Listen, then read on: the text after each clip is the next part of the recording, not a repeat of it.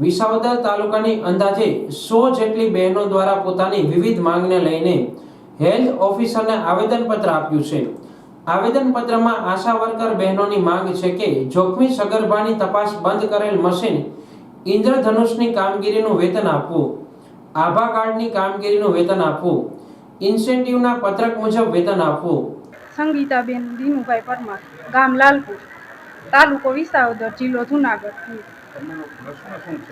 અમારો પ્રશ્ન એ છે કે અમારી માંગણી બધી પૂરી કરે।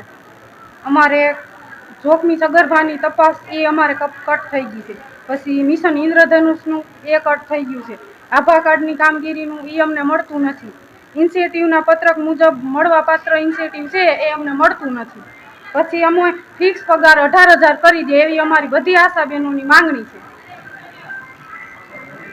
અને જ્યાં સુધી અમારી માંગણી પૂરી નહીં થાય ત્યાં સુધી અમે આ હડતાલ ચાલુ રાખવાના ચોક્કસપણે।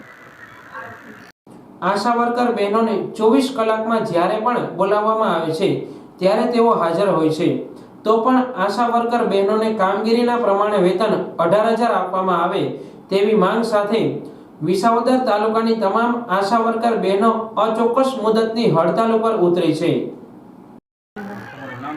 મારું નામ છે અગ્રાવત હર્ષાબેન પ્રફુલભાઈ, તાલુકો વિસાવદર અને પીએચસી બરડિયા। આજે અમે વિસાવદર તાલુકાના 5 પીએચસીના બેનો ભેગા થયા છીએ અને અમારે સરકાર પાસે એક જ માંગણી છે કે અમે જે કામ કરી છીએ એનું પૂરું વેતન અમને મળતું નથી।